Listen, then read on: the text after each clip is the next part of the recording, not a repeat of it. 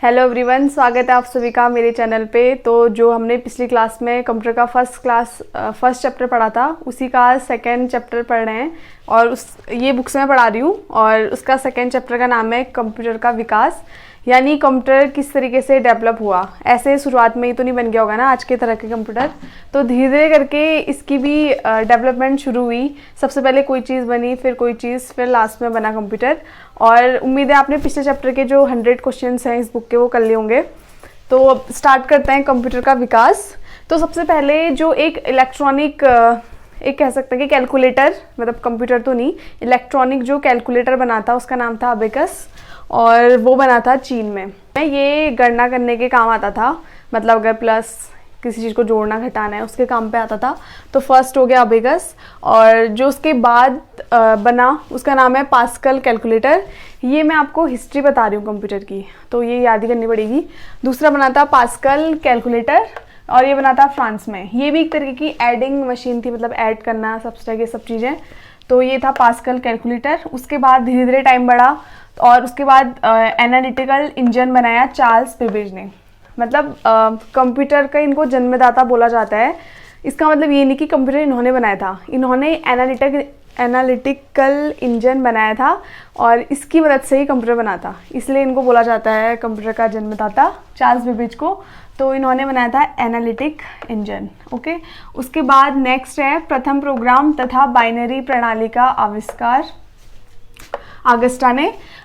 तो आगस्टा ने क्या किया था कि दुनिया का पहला प्रोग्राम लिखा था खुद से, तो इसलिए उनको बोला जाता है बाइनरी प्रणाली का आविष्कारक, क्योंकि कंप्यूटर में बाइनरी प्रणाली का ही यूज़ किया जाता है लिखने में जो भी प्रोग्राम्स होते हैं। नेक्स्ट है पंच कार्ड। फिर धीरे धीरे टाइम बढ़ता गया तो पंच कार्ड भी बनाए गए। पंच कार्ड था कि जैसे आजकल के टाइम पे वो होता है ना, क्या पेन ड्राइव होती है, उसमें हम क्या स्टोर कर पाते हैं अपनी सारा डाटा पेन ड्राइव में। तो वैसे ही जो फर्स्ट पीढ़ी थी ना कंप्यूटर की, बहुत साल पहले की बात, लगभग 1942 की बात, तो उस टाइम पे जो भी चीज़ें सेव करते थे हम वो पंच कार्ड में ही करते थे। तो पंच कार्ड को भी बनाया था हरमैन हॉलर्थ ने, तो आ सकता है एग्जाम में। तो पंच कार्ड क्या है, एक मतलब स्टोरेज डिवाइस कह सकते हैं इसको। फिर पंच कार्ड बना, ठीक है। अब उसके बाद सबसे पहले फिर इलेक्ट्रॉनिक कंप्यूटर बना लास्ट में, मतलब ये दुनिया का पहला इलेक्ट्रॉनिक कंप्यूटर था और उसका नाम है एनिएक, और ये इन दो लोगों ने मिलकर इसको बनाया हुआ है पहला इलेक्ट्रॉनिक कंप्यूटर। फिर उसका नाम है एनिएक। उसके बाद अब जो ये इलेक्ट्रॉनिक कंप्यूटर था ना, अभी ये नॉर्मली बनाया गया था, मतलब उतना इसको क्या कह सकते हैं कॉमर्शियल वे में यूज़ नहीं करते थे हम लोग, बट दुनिया का जो पहला व्यापारिक उपयोग के लिए यूज़ किया गया था उसका नाम था यूनिवेक। तो ये कंप्यूटर की कुछ हिस्ट्री थी कि कंप्यूटर मतलब स्टार्टिंग में ही नहीं बना आज के जैसा, धीरे धीरे करके ग्रोथ हुई। तो अब उसके बाद जब इसके बाद हम पढ़ेंगे कि कौन कौन सी पीढ़ियाँ आई कंप्यूटर की, मतलब कि कंप्यूटर को हम हर बार उसको सस्ता करते गए और उसकी स्पीड बढ़ाते गए, उसमें बहुत सारे फीचर्स ऐड करते गए, है ना। तो इसको ही बोलते हैं कंप्यूटर की पीढ़ियाँ। और ये मैंने एक अलग सा इसका लेक्चर बनाया हुआ है पीढ़ी का, फिर भी मैं यहाँ पे मतलब कुछ थोड़ा बहुत समझा देती हूँ पीढ़ी के बारे में। अगर आपको देखना है तो आप वाली वीडियो देखना जिसमें पूरा पढ़ा है, उसमें मैंने थंबनेल पे लिखा हुआ है, तो उसको एक बार आप देख लेना। कंप्यूटर के विकास के आधार पर उसकी पीढ़ियाँ हम डिसाइड करते हैं कि हर एक पीढ़ी में कंप्यूटर का कुछ ना कुछ उसमें ऐड होते गए फीचर्स। और मैंने इसका लेक्चर बना दिया वैसे तो, फिर भी शॉर्टकट में यहाँ पढ़ा देती हूँ।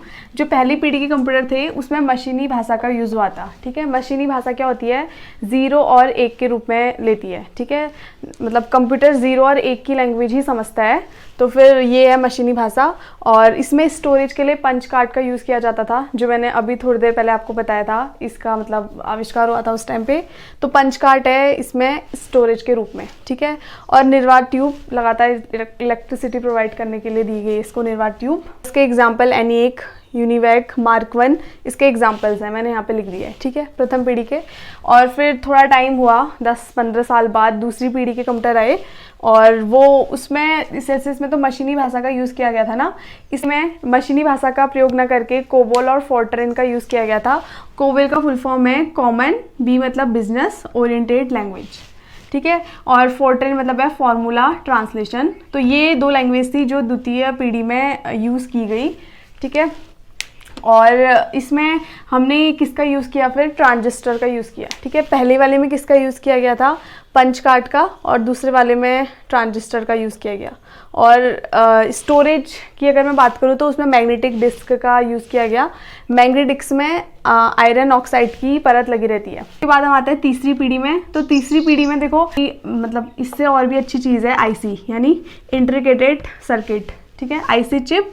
और इसमें स्टोरेज के लिए इसमें से मैग्नेटिक डिस्क था ना, ऐसे इसमें रैम का यूज़ होने लग गया।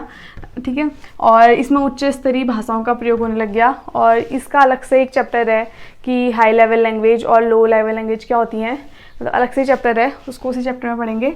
तो ये थी तीसरी पीढ़ी। और फिर आई चौथी पीढ़ी। चौथी पीढ़ी में very large scale integrated system का यूज़ किया गया। जैसे इसमें तो क्या था, लार्ज सिस्टम इंटीग्रेटेड चिप, ऐसे इसमें आएगा वेरी लार्ज। मतलब अब आपको करना है कि बहुत सारे आईसी चिप्स लगा देनी है, तब जाके हमारा बन जाएगा एक प्रोसेसर। ओके, प्रोसेसर बन जाएगा। और चौथी पीढ़ी के जो मतलब चौथी पीढ़ी में मिनी कंप्यूटर और माइक्रो कंप्यूटर्स आए थे। चौथी वाली पीढ़ी में फिर GUI का यूज़ किया गया, ग्राफिकल यूज़र इंटरफेस, मतलब माउस का यूज़ हो गया। ठीक है, उससे पहले तक आपको याद करनी पड़ती थी ना चीज़ें कि ये वाला बटन प्रेस करेंगे तो फिर ये वाली चीज़ें खुलेंगी, बट फिर माउस का ही हो गया। माउस ये आपको पता है ऐसा वाला एरो आता है, ऐसा वाला एरो, तो ये यही है GUI, ग्राफिकल यूज़र इंटरफेस। ठीक है, तो ये किसका था, चौथी पीढ़ी का था। और अब इसमें माइक्रो प्रोसेसर का यूज़ होने लग गया ना, तो जो दुनिया में पहला माइक्रो प्रोसेसर बना था वो इंटेल कंपनी के द्वारा बनाया गया था ये चीज़। तो चौथी पीढ़ी में ये हो गया। उसके बाद है पांचवी पीढ़ी। पांचवी पीढ़ी में स्टोरेज के लिए अब यूज़ किया जाता है ऑप्टिकल डिस्क। ठीक है, और पांचवी पीढ़ी में ही इंटरनेट, WWW और आर्टिफिशियल इंटेलिजेंस, इन सब का यूज़ हमारा हो गया है पांचवी पीढ़ी में। तो ये थे आपकी कंप्यूटर, कैसे कंप्यूटर का विकास हुआ और कैसे कैसे उसमें नई नई चीज़ें हम ऐड करते गए। उसका कभी साइज़, मतलब साइज़ छोटा और स्पीड मतलब तेज करने के लिए। तो ये सारी की सारी पीढ़ियाँ थी। ये मैंने एक लेक्चर में वैसे तो बता दिया है, वैसे फिर भी आप स्क्रीनशॉट ले लो। कंप्यूटर को हम बहुत तरीके से उसका क्लासिफिकेशन कर सकते हैं, या तो उसके साइज़ के अकॉर्डिंग या तो उसके टाइप के अकॉर्डिंग। तो पहला क्लासिफिकेशन है साइज़ के, टाइप के अकॉर्डिंग। ठीक है, तो टाइप के अकॉर्डिंग कंप्यूटर 3 टाइप के होते हैं। पहला कंप्यूटर होता है एनालॉग कंप्यूटर, दूसरा कंप्यूटर होता है डिजिटल कंप्यूटर और तीसरा होता है हाइब्रिड कंप्यूटर। ठीक है, तो फर्स्ट है एनालॉग कंप्यूटर। अब इसकी डेफिनेशन में मैंने क्या लिखा है कि ये कंप्यूटर क्या होते हैं कि ग्राफ के रूप में आउटपुट देते हैं। अगर आपको कोई BP नापना है अपना, तो वहाँ पे ग्राफ के रूप में दिख जाता है, या फिर कार में भी ऐसे करके ग्राफ के रूप में बता देता है ना, वो कितनी स्पीड चल रही है, क्या चल रही है। तो वो कौन से कंप्यूटर हैं, एनालॉग कंप्यूटर। मतलब बहुत सारी चीज़ों में ऐसे करके ग्राफ के रूप में अपना रिजल्ट देगा। अब ये ग्राफ तो समझ में नहीं आएगा ना हमको, मतलब ये ऐसे वाले ग्राफ पढ़ने थोड़े मुश्किल हैं। इसके एग्जांपल्स हैं वोल्ट मीटर, बैरोमीटर। तो ये सारी की सारी चीज़ें अपना आउटपुट किस में देंगे, ग्राफ के रूप में, जो कि नॉर्मल इंसान के समझने की बस की बात नहीं है। तो इसमें क्या है ना कि ये जो ग्राफ है वो ही चेंज हो जाएगा डिजिटल में, मतलब 0 और 1 की फॉर्म में। और जब ये चेंज होगा तो वो कंप्यूटर क्या कहलाएंगे, डिजिटल कंप्यूटर। जैसे आपने पेट्रोल पंप में पेट्रोल भरवाया और वो दिखा देगा ग्राफ के रूप में कि 1 लीटर भरवाया है। ठीक है, तो जब आप पैसे देंगे तो उसको भी ग्राफ के रूप में दिखाएगा, बट कितना अमाउंट, मतलब कितना रुपया, 90 रुपये देने हैं, 100 रुपये देने हैं, तो ये सब चीज़ें कौन बताएगा, डिजिटल कंप्यूटर बताएगा। ठीक है, तो डिजिटल कंप्यूटर क्या होता है, ये डेटा को डिजिटल के रूप में बताता है। डेटा मतलब जो भी रिजल्ट है आपका, आउटपुट है, उसको किसके रूप में बताएगा, डिजिटली बताएगा, 0 और 1 की फॉर्म में। तो आई होप आपको समझ में आ गया होगा एनालॉग और डिजिटल कंप्यूटर। एनालॉग क्या होता है, ग्राफ के रूप में आपको बताएगा, ग्राफ। ठीक है, जहाँ पर भी आपको, अब बैरोमीटर में देखो ग्राफ के रूप में आपको दिखाई देती है ना चीज़ें, और ये वोल्ट मीटर में भी। तो जहाँ पर भी ग्राफ के रूप में आपको रिजल्ट दिख रहा है, वो कौन सा कंप्यूटर है, एनालॉग कंप्यूटर। और जहाँ पर आपको डिजिट दिखाई दे रही है, वो कौन सा कंप्यूटर है, डिजिटल कंप्यूटर। अब इन दोनों को अगर मैं मिक्स कर दूंगी ना, मतलब कोई ऐसा कंप्यूटर जो दोनों की प्रॉपर्टी रखता हो, मतलब ग्राफ की भी और डेटा की भी, तो उसको बोलेंगे हाइब्रिड कंप्यूटर। ठीक है, इसमें क्या होता है, एनालॉग और डिजिटल दोनों के ही क्या कह सकते हैं, प्रॉपर्टी का कॉम्बिनेशन है ये। हाइब्रिड कंप्यूटर में क्या होता है, इनपुट और जो आउटपुट है वो एनालॉग के रूप में होता है, बट जो प्रोसेस होता है वो डिजिटली होता है। जैसे मैंने यहाँ पे ग्राफ के रूप में आउटपुट इनपुट डाल दिया, तो बट जो प्रोसेस है ना, CPU करता है प्रोसेस, तो बट प्रोसेस किसके रूप में होनी है बताओ, डिजिटली। तो यहाँ पर पहले ही कन्वर्टर लगा रहता है, ADC, इसका फुल फॉर्म आता है एग्जाम में। तो ये कन्वर्टर क्या करेगा ना, जो एनालॉग के थ्रू मैं भेज रही हूँ यहाँ से इनपुट, उसको ये कन्वर्ट कर देगा डिजिटल में। तो ADC का मतलब क्या होता है, एनालॉग टू डिजिटल कन्वर्टर। ठीक है, आपको दिख नहीं रहा होगा तो मैं बोल देती हूँ। सबसे पहले जो इनपुट एनालॉग की फॉर्म में गया हुआ है उस इनपुट को किस में चेंज करना है हमको, डिजिटल में। तो कुछ न कुछ कन्वर्टर लगा होगा, उसका नाम है एनालॉग टू डिजिटल कन्वर्टर। अब यहाँ पर प्रोसेस हो जाएगी वो सारी चीज़ें। प्रोसेस होने के बाद जो आउटपुट है वो भी हमको किसके रूप में मिलना है, एनालॉग के। तो फिर यहाँ पर क्या हो जाएगा, डिजिटल टू एनालॉग कन्वर्टर लग जाएगा। मतलब उसके बाद हमें आउटपुट भी किसके रूप में मिलेगा, एनालॉग के रूप में। ठीक है ना। तो हाइब्रिड क्या है ना, दोनों का मिक्स रूप है एक तरीके से, मतलब कि ग्राफ भी और डिजिट भी दोनों आपको दिख जाएंगे जैसा आपको सही लगे। तो आजकल के कंप्यूटर्स क्या होते हैं, हाइब्रिड कंप्यूटर ही होते हैं जो भी हम यूज़ करते हैं। तो ये आपको आ गया होगा समझ में, कंप्यूटर के टाइप किसके बेस पर हैं कि वो किस टाइप का इनपुट है आउटपुट में दे रहा है। ठीक है, इसके बाद जो नेक्स्ट मैं पढ़ा रही हूँ वो है कंप्यूटर के साइज़ के बेस पर इसके कितने टाइप होते हैं। आप इसका स्क्रीनशॉट ले सकते हो। साइज के आधार पर अगर मैं बात करूं कंप्यूटर के कितने टाइप्स होते हैं तो बहुत सारे हैं।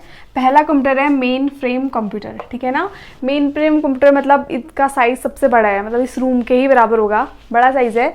और इसकी स्पीड बहुत ही ज़्यादा ही होती है इन कंप्यूटर्स की। और ये मल्टीपल यूज़र है। मल्टीपल यूज़र मतलब एक साथ बहुत सारे लोग इसको यूज़ कर सकते हैं। हमारे घर में जो कंप्यूटर होता है उसमें एक टाइम पे एक ही यूज़ कर पाते हैं ना उसको, बट ये क्या है, मल्टी यूज़र है। ठीक है ना, मतलब बहुत सारे लोग इसको यूज़ कर सकते हैं, किसको, मेन फ्रेम कंप्यूटर को। और इनका आकार बड़ा है, गति बहुत ज़्यादा, मतलब स्पीड बहुत ज़्यादा है, और ये मल्टीपल यूज़र हैं। मेमोरी बहुत ज़्यादा होती है इनकी। और इसके एग्जांपल्स हैं IBM 370। ठीक है, इनका यूज़ किया जाता है अंतरिक्ष या फिर रक्षा, जो भी इस टाइप के फील्ड होता है ना, उनमें इनका यूज़ किया जाता है। किसका, मेन फ्रेम कंप्यूटर का। तो मेन फ्रेम कंप्यूटर क्या होते हैं, बहुत साइज़ में बड़े और स्पीड ज़्यादा और मल्टीपल यूज़र्स। ओके, इसके बाद आता है मिनी कंप्यूटर। ठीक है, अब जो मिनी कंप्यूटर है ना, ये भी क्या है, मल्टीपल यूज़र है, मतलब एक से ज़्यादा लोग इसको यूज़ कर सकते हैं मिनी कंप्यूटर को। और इसका आकार क्या होगा, मेन फ्रेम कंप्यूटर से छोटा होगा। ठीक है, मतलब इनसे छोटे आकार के होंगे। और इसका फील्ड भी इसी में किया जाता है, मतलब कोई रिसर्च वगैरह के फील्ड में इनका यूज़ किया जाता है मिनी कंप्यूटर्स का। फिर उसके बाद जो थर्ड टाइप है वो है माइक्रो कंप्यूटर। ठीक है, माइक्रो कंप्यूटर मतलब इसका जो एग्जांपल्स है ना, क्या, पर्सनल कंप्यूटर PC जो हमारे घर में रहता है, तो वो मतलब एक रूप है, एक तरीके से कह सकते हैं माइक्रो कंप्यूटर का। तो माइक्रो कंप्यूटर में जो प्रोसेसर लगा रहता है ना, वो भी क्या होता है, माइक्रो ही होता है। तो इसमें माइक्रो प्रोसेसर का यूज़ होता है। और इसका एग्जाम्पल है PC यानी पर्सनल कंप्यूटर। और इंडिया में जो सबसे पहले बनाया था उसका नाम था सिद्धार्थ। ये हाल ही के पेपर में आया हुआ है, परसों के जूनियर असिस्टेंट के पेपर में, सॉरी वीडियो के पेपर में आया ये, कि निम्न में से कौन सा कंप्यूटर था जिसमें हिंदी और इंग्लिश दोनों का यूज़ किया गया था। यही क्वेश्चन था। तो वो माइक्रो कंप्यूटर ही था, सिद्धार्थ। ठीक है ना, उसमें 3 अजीब से नाम थे, तो सिद्धार्थ ही था उसका आंसर। तो भारत में निर्मित प्रथम कंप्यूटर कौन सा था, सिद्धार्थ, वो भी इसी का एग्जाम्पल है। इसके अलावा एक और है इसका एग्जाम्पल, पैकमैन, जो कि स्पोर्ट्स वाले फील्ड से है, इसमें खेल वगैरह से संबंधित।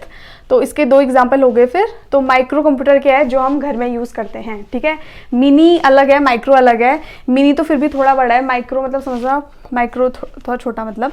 इसके बाद जो नेक्स्ट एग्जाम्पल है, मतलब जो टाइप है, वो है लैपटॉप। लैपटॉप पता ही है आपको, है ना। लैपटॉप साइज़ में छोटा होता है, इनपुट आउटपुट के लिए वहीं पर कीबोर्ड वगैरह होता है उसी में, मतलब अटैच्ड। और क्या होती है, इसकी बैटरी इसी में रहती है। तो लैपटॉप क्या है, माइक्रो कंप्यूटर से थोड़ा और मतलब सही रूप है। उसके बाद आता है पाम टॉप। पाम मतलब क्या होती है, हथेली, मतलब हथेली के आकार का कंप्यूटर। साइज़ में क्या होगा बताओ, इससे भी ज़्यादा छोटा होगा, है ना। और पाम कंप्यूटर को PDA भी बोलते हैं। PDA का फुल फॉर्म है पर्सनल। P मतलब होता है पर्सनल, D मतलब होता है डिजिटल, A मतलब असिस्टेंट, मतलब ऐसा असिस्टेंट जो आपके साथ ही रहे और पर्सनल रहे आपका और डिजिटली काम करे। तो PDA क्या है इसका, मतलब इसका दूसरा नाम भी है। और इसमें ऑपरेटिंग सिस्टम कौन सा है, हैंड हेल्ड, इसका इसमें यूज़ होता है पाम टॉप कंप्यूटर में। ठीक है, इसका साइज़ लैपटॉप से भी छोटा होता है। उसके बाद जो लास्ट आता है वो है सुपर कंप्यूटर। अब सुपर कंप्यूटर क्या होता है ना, बहुत ज़्यादा पावरफुल रहते हैं, बहुत ज़्यादा। तो ये क्या है, बहुत पावरफुल है, इनकी स्पीड भी बहुत ज़्यादा है। और इनमें स्पीड ज़्यादा कैसे होगी बताओ, जब हम बहुत सारे माइक्रो प्रोसेसर लगा लेंगे, है ना। तो इसमें हज़ारों मात्रा में माइक्रो प्रोसेसर लगे रहते हैं। अब पूरी दुनिया में सबसे पहला कौन बना और इंडिया में कौन सा बना, वो मैं यहाँ पर लिखा देती हूँ। तो आप इसका स्क्रीनशॉट ले सकते हैं एक बार। पूरे विश्व में जो सबसे पहला सुपर कंप्यूटर बनाया गया था वो था क्रे 1, आ सकता है एग्जाम में। ऐसे ही इंडिया ने भी बनाया फिर अपना सुपर कंप्यूटर, उसका नाम था परम, और ये बनाया गया था सीडेक के द्वारा, ठीक है ना। सीडेक कंपनी ने बनाया था 1991 में, 1991 में बनाया था, परम उसका नाम है। उसके बाद भारत का ही तेज सुपर कंप्यूटर की अगर बात करें तो उसका नाम है प्रत्युष, ठीक है। ये खाली एक लिखने वाली चीज़ें हैं।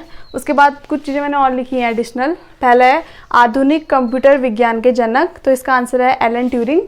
बट अगर आएगा तो कंप्यूटर का जनक किसे कहते हैं, वो है चार्ल्स बेबेज। बट अगर आएगा आधुनिक कंप्यूटर विज्ञान तो वो है एलन ट्यूरिंग, ओके।